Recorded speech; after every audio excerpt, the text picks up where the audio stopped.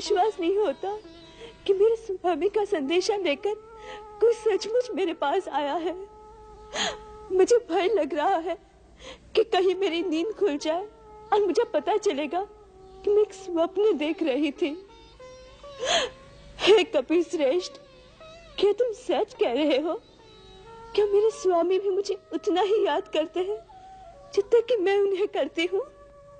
मुझे क्षमा करना माता, प्रभु राम का प्रेम आपसे कहीं अधिक है, पर उसे कोई देख नहीं सकता। आप तो किसी राक्षसी से अपने मन की बात कह सकती हैं, परंतु प्रभु की विवशता देखो, वो तो किसी से अपने हृदय की बात कह भी नहीं सकते। सारे झंझावात को अपने हृदय के अंदर दबाकर सूखी आंखों से केवल चारों ओर देखते रहते हैं। किसी से कुछ कहते नहीं, रातों को सोते नहीं। उनकी व्यथा कौन जान सकता है? आते समय मुझसे केवल इतना कहा कि हनुमान, सीता से कहना तुम्हारे जाने के बाद मेरी देह प्राण विहीन हो गई है। बस फिर ऐसा लगा कि उन्होंने मूक भाषा में आपके लिए बहुत कुछ कहा, जो शायद आप ही सुन सकती हैं। हाँ, मैं सुन सकती हूँ, मैं सुन रही हूँ हनुमान। उन्होंने मुख भाषा में जो कुछ मुझे कहा, मैं सब सुन रही हूँ। उनसे कहना कि सीता आप ही की है और आप ही के भरोसे अब तक जीवित है, परंतु अब जीना असहाय हो गया। अब आने में देरी की तो मुझे जीवित नहीं पाएंगे। ऐसा नहीं होगा माँ। तात, तू नहीं जानता मैं कैसे कष्ट में जी रही हूँ। मैंने सब देख लिया है माँ। वृक्ष पर बैठे बैठे रावण का संवाद, इन राक्षसियों का व्यवहार, सब देख लिया।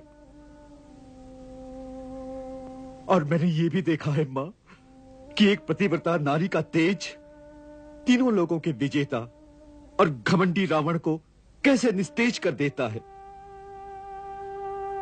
और ये भी देखा है चंद्रहास जैसी जगत विजयी खड्ग घास के तिनके के सामने कैसे सिर झुका देता है मां।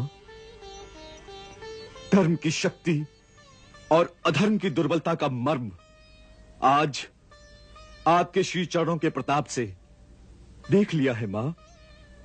हमें आशीर्वाद दो कि हम वानर जाति श्री राम प्रभु की सेवा में सफल हो और इन राक्षसों का सर्वनाश कर दें।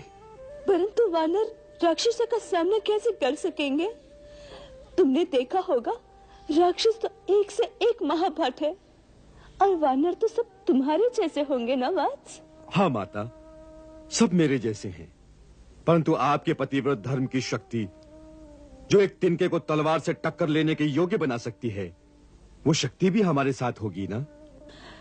ठीक है पुत्र, परंतु राक्षस बड़े मायावी हैं। मां, आपके आशीर्वाद से और श्री राम प्रभु की कृपा से हम भी उनसे कम नहीं हैं। आपको आश्वासन देने के लिए मैं आपको अपना एक मायावी रूप दिखाता हूं। जय श्री राम।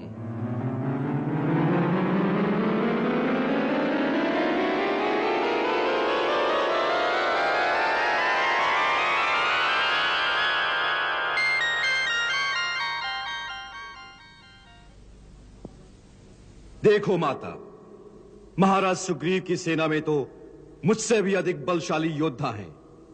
आप विश्वास कीजिए, हम उनसे कम नहीं।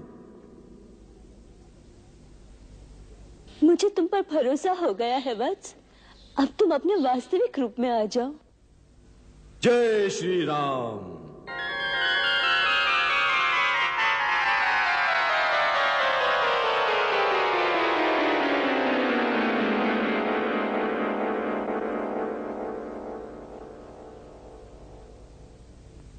यही मेरा वास्तविक रूप है। वो लघु रूप तो मैंने वाटिका में प्रवेश के लिए धरा था।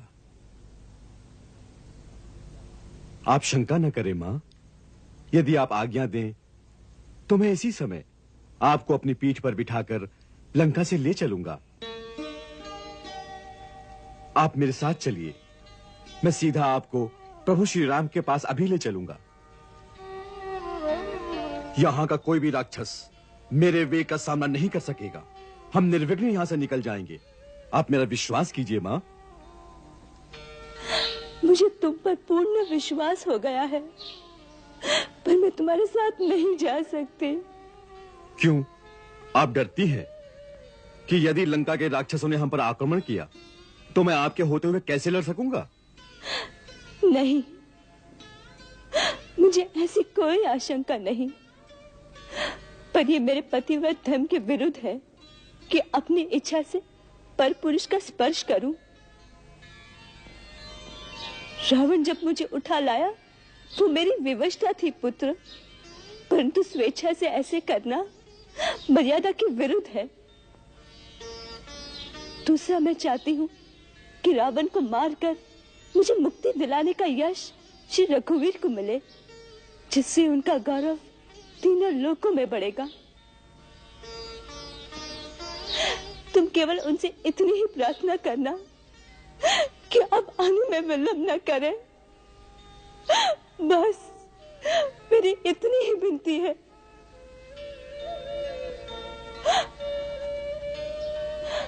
अब तुम जाओ, कोई पहरेदार आ जाएगा। तो आने दो, मैं उनसे नहीं डरता। नहीं, उनसे लड़ने में अगर तुम्हें कुक शक्ति पहुंची तो समुद्र लांघना कठिन हो सकता है। अब तुम अपने स्वामी के पास जाओ। माता, मैं उनका गुप्त दूत हूं।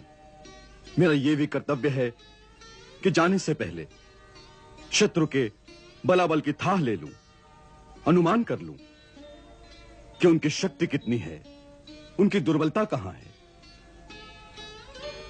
उनकी दुर्ग रचना कैसी है, उनके अस्त्र शस्त्र कहां हैं। यह ज्ञान युद्ध के समय बहुत काम आएगा। दूसरी बात यह है कि मैं एक और भी लीला करना चाहता हूं, जिससे शत्रु के हृदय में भय उत्पन्न हो और वो सोचने लगे कि यदि श्री राम के दूत में इतनी शक्ति है तो श्री राम प्रभु में कितनी शक्ति होगी। इससे शत्रु का साहस टूटता है और भय युद्ध में उसे निर्बल कर देता है। मेरी चिंता न करो मां, मुझे आज्ञा दें कि जाने से पहले मैं कुछ कौतुक कर जाऊं। अच्छा वत्स, श्री रघुवीर का नाम स्मरण करके अपना कर्तव्य पूरा करो। मां, मुझे भूख भी लगी है। उस वाटिका में सुंदर सुंदर फल हैं। यहीं से आरंभ करता हूं। पहले फल खाऊंगा, फिर वाटिका का विध्वंस करूंगा। कोलाहल सुनकर चिंता ना करना। जाने से पहले एक बार आपकी चरण रज लेने आऊंगा। अच्छा।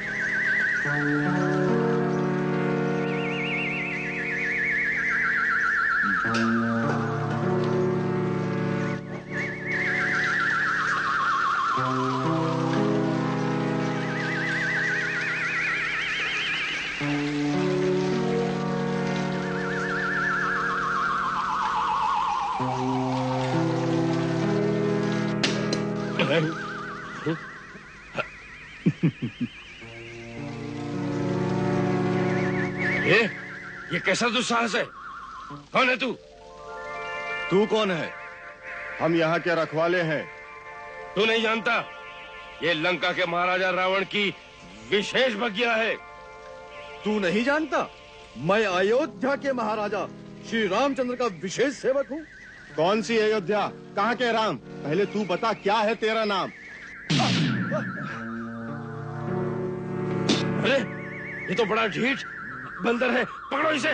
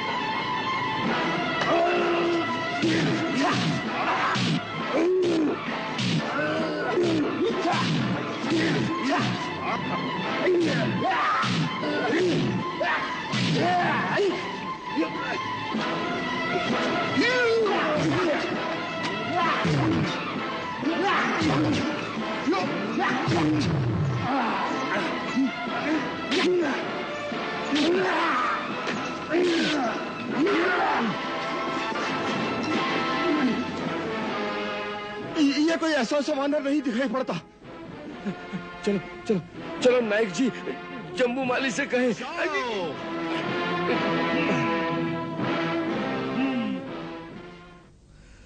सीता माता का पता तो पा लिया, अब इन असुरों के बुद्धि बल की था भी मिल जाए। मेरा आना सफल हो गया। माता तो मेरे साथ चलेंगी नहीं, पर श्री राम प्रभु को जाकर लंका का सारा भेद तो बता दूंगा। सेना नायक जी, एक बड़ा भारी बंदर आया है। उसने अशोक वाटिका उजाड़ डाली, फल खाए और वृक्षों को उखाड़ दिया है, और रखवालों को मसल मसल कर उसने धरती पर डाल दिया है। हाँ सेना नायक जी, वो बंदर नहीं, काल है, काल। धिक्कार है कायरो, एक बंदर ने तुम्हारे सामने सारी वाटिका उजाड़ डाली और तुम दबाकर यहाँ भाग आए। लज्जा से डूब मरो। चलो चलते हैं और उसे पकड़कर कठोर दंड देते हैं।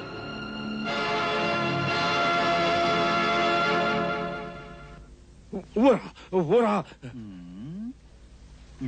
वो बैठा है। देखिए देखिए कितना विकट है, कितना विराट है। पकड़ लो, बांध लो इसे।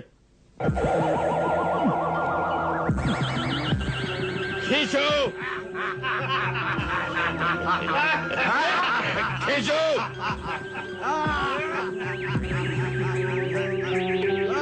और जोर से खींचो।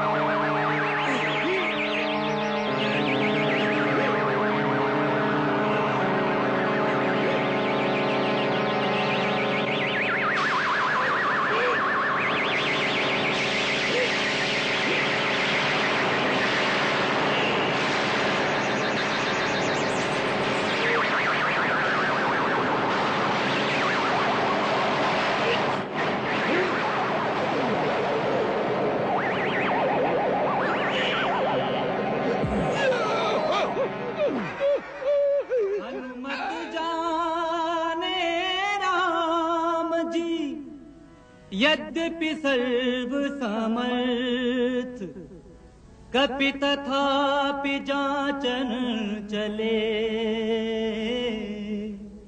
शत्रु शक्ति सामर्थ्य।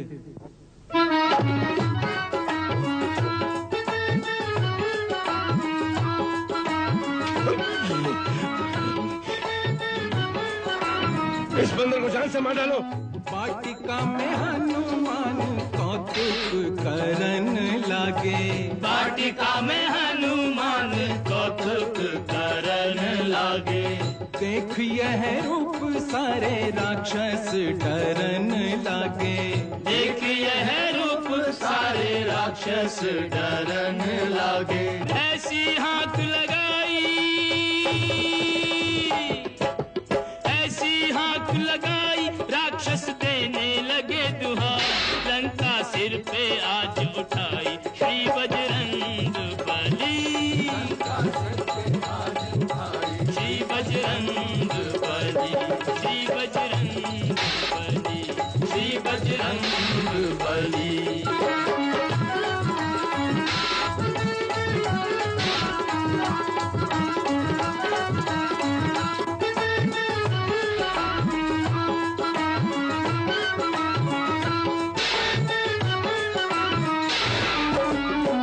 वाटिका में हनुमान कौतुक करन लागे, वाटिका में हनुमान कौतुक करन लागे।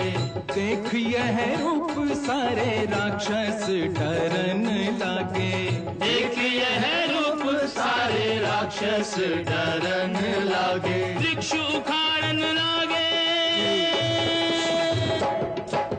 वृक्ष उखाड़न लागे, सुंदर बाग उजाड़न लागे। बड़े बड़े वीर पछाड़न लागे, श्री बजरंग बली, बड़े बड़े वीर पछाड़न लागे, श्री बजरंग। अरे कहा था ना आपसे, ये कोई मामूली वानर नहीं।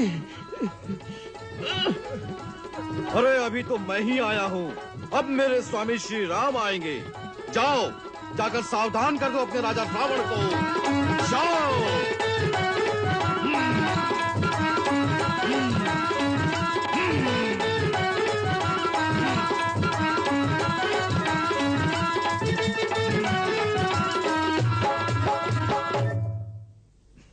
राम, श्री राम आएगा?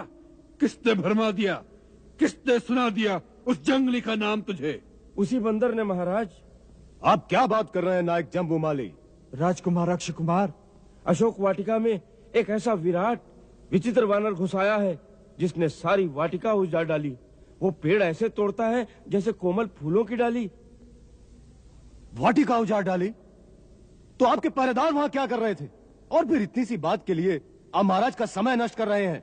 आप स्वयं जाकर उसे दंड क्यों नहीं देते? वही करने तो गए थे, परंतु उस वानर ने उल्टा इन्हें वाटिका से भगा दिया। महाराज, मैं वहां रहता तो मेरी मृत्यु निश्चित थी। मैं आपसे बार बार विनती कर रहा हूँ कि वो कोई साधारण वानर नहीं है, और ऐसा लगता है कि वो किसी गुप्त कार्य से यहाँ आया है। उसके पास कोई दैवी शक्ति है। जो उसके सामने जाएगा वो उसे जीता नहीं छोड़ेगा। उसे किसी छल से पकड़ना चाहिए। आप कायरो जैसी बातें कर रहे हैं।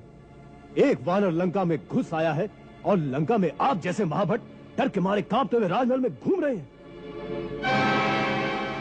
धिक्कार है, धिक्कार है ऐसे जीवन पर। पिताश्री, आप मुझे आज्ञा दें, मैं अभी उस वानर को दुम से पकड़कर आपके सामने लाता हूं। जाओ वत्स, परंतु उस वानर को साधारण वानर समझकर असावधानी न बरतना। वानर जाति में भी बड़े बड़े महाबली योद्धा हुए हैं, और रणनीति भी यही कहती है, शत्रु चाहे छोटा हो या बड़ा, परंतु जब भी रणभूमि में जाओ अपनी पूरी शक्ति से आक्रमण करो, जिससे पहले ही हल्ले में शत्रु ठंडा हो जाए। और याद रखो, शत्रु पर दया कभी मत करो। जाओ। जो आज्ञा। चलो।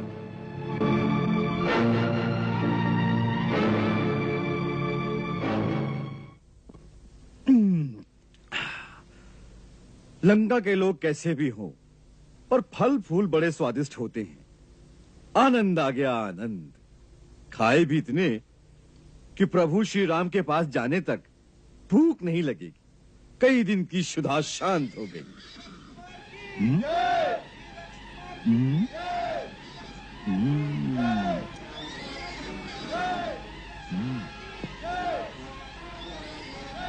सोचा था हनुमान थोड़ा विश्राम कर, खाया पिया पचाकर विश्राम कर, पर प्रभु श्री राम के काम में विश्राम कहां।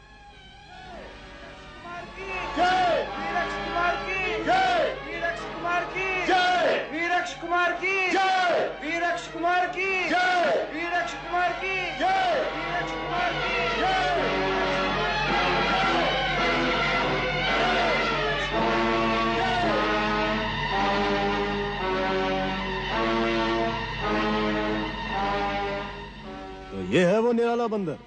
जय श्री राम। तूने हमारी बगिया उजाड़ डाली, हमारे सैनिकों को मार डाला। मैं मारने वाला कौन, बगिया उजाड़ने वाला कौन? जो फूल खिलता है फल बनता है, डाली से टूट कर गिरता है। ओह, बंदर की जात और इतनी बड़ी बात। ओ तुच्छ वानर, तुम्हारा जीवन की डाल से टूटकर मौत के मुंह में जाने का समय आ गया है। सुस्वागतम। आप भी अपने मन की अभिलाषा पूरी कर लें श्रीमान। सैनिकों, पकड़कर बांध लो इसे।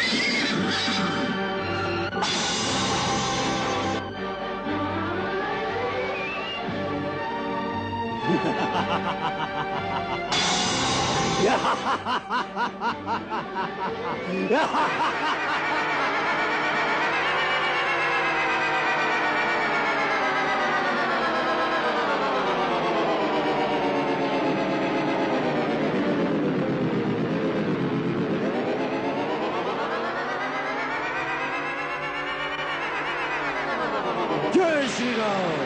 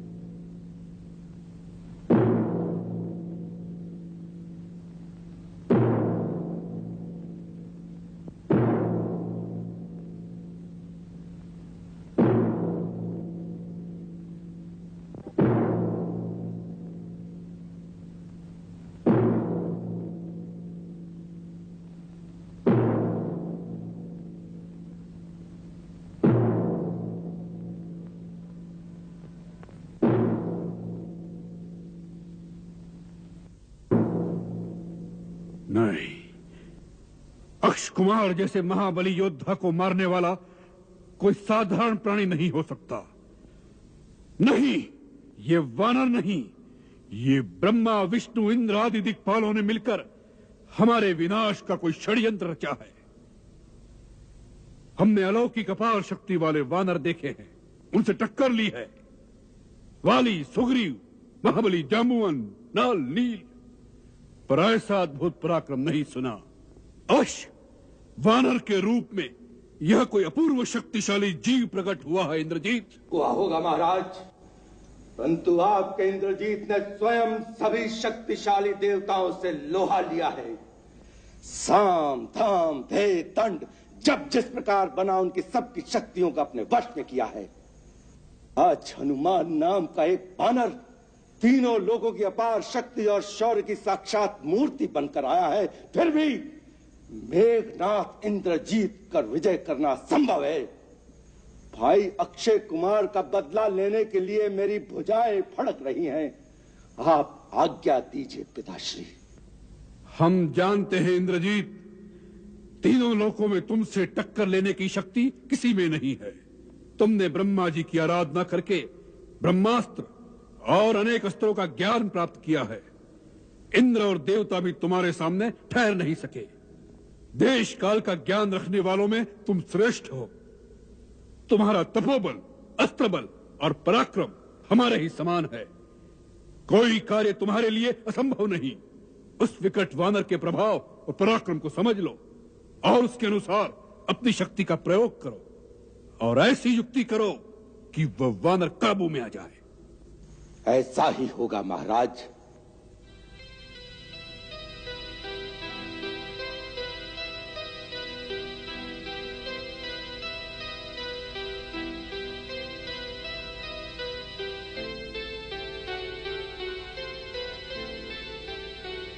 और सुनो वत्स, ऐसे मायावी के साथ युद्ध में सेना की आवश्यकता नहीं। अपनी शक्ति से अर्जित दिव्य अस्त्र लेकर जाना और हो सके तो उस अद्भुत मरकट को जीवित ही पकड़ कर लाना। उसे देखने की जिज्ञासा हो रही है हमें भी। आप चिंता न करें पिताश्री। विजयी भव।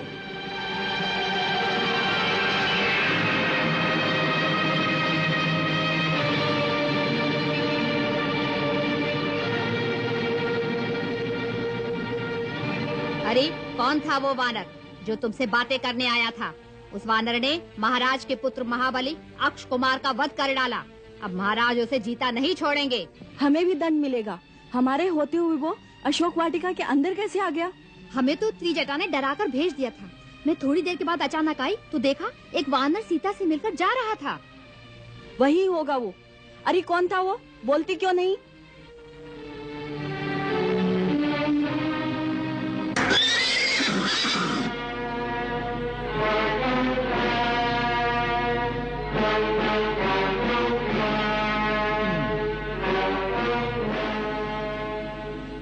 जय श्री राम।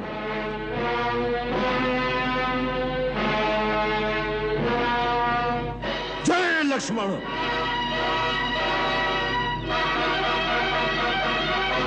जय सुग्रीव। जय लंकेश।